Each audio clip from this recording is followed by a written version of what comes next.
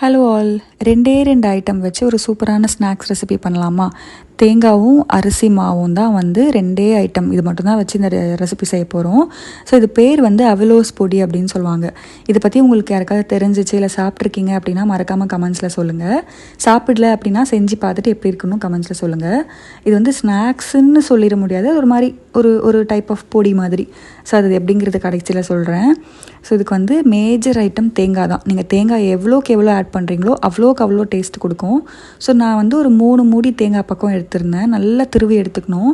5 cup வந்துட்டு நம்ம அரிசி மாவு எடுக்கிறோம் அப்படின்னா ஒரு 4 கப்பு கிட்ட இல்லை 3 கப்பு கிட்ட, 3லேருந்து 3.5 கப்பு கிட்ட நம்ம இந்த தேங்காய் எடுத்து போடணும். ஸோ ஈக்குவலாக இல்லாமல் 50%க்கு அதிகமாக வந்து நம்ம தேங்காய் போடணும். ரொம்ப கன்ஃபியூஸ் பண்ணுறேன்னு நினைக்கிறேன். தேங்காய் எவ்வளோக்கு எவ்வளோ போடுறீங்களோ அவ்வளோக்கு அவ்வளோ நல்லது. அதுதான் டிப்பு.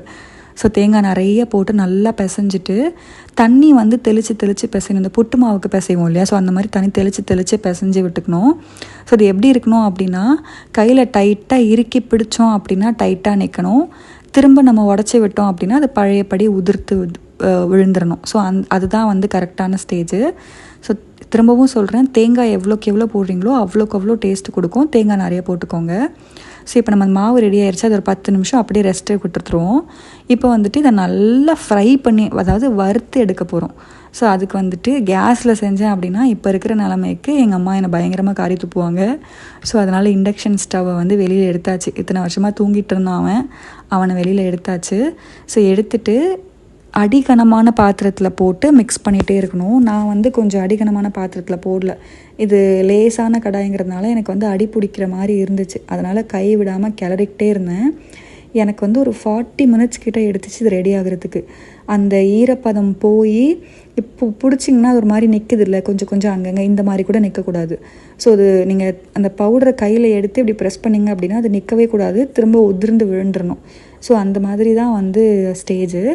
ஸோ நல்லா ஃப்ரை பண்ணி எடுத்துக்கோங்க. அந்த ஸ்மெல்லு பயங்கரமாக வரும், சூப்பராக இருக்கும். ஆக்சுவலி இது வந்து சின்ன வயசுலேருந்து நான் சாப்பிட்டுட்ருக்கேன். ஆனால் ரொம்ப ரேராக செய்வோம். ஏன்னா இது செய்கிற ப்ராசஸ் வந்து ரொம்ப அந்த இன்க்ரீடியன்ஸ் ரொம்ப சிம்பிள். ஆனால் செய்கிற ப்ராசஸ் வந்து ரொம்ப நேரம் எடுக்கும். அப்படிங்கிறதுனால பெருசாக அதிகமாக செய்ய மாட்டோம். ஸோ இன்றைக்கி இதை செஞ்சு 2 வாரத்தில் தலைவர் காலி ஆயிடுவார். அதனால் இதோட ஷெல்ஃப் லைஃப் எனக்கு நிஜமாகவே தெரியல. செஞ்சு ஒரு 2 வாரம் தான் வீட்டில் இருக்கும். அதுக்குள்ளே மேக்ஸிமம் டெய்லி சாப்பிட்டு காலி பண்ணிடுவோம். தலைவர் ரெடி. ஸோ இது வந்து நல்லா ஆறுனதுக்கப்புறம் டைட்டான ஒரு கண்டெய்னரில் போட்டு ஸ்டோர் பண்ணி வச்சுக்கலாம். இது வந்துட்டு எடுத்துகிட்டு தேவையான அளவு ஒயிட் சுகர் போட்டு சாப்பிட்டோம் அப்படின்னா செம்மையாக இருக்கும். ட்ரை பண்ணி பார்த்துட்டு எப்படி இருக்குன்னு சொல்லுங்கள்.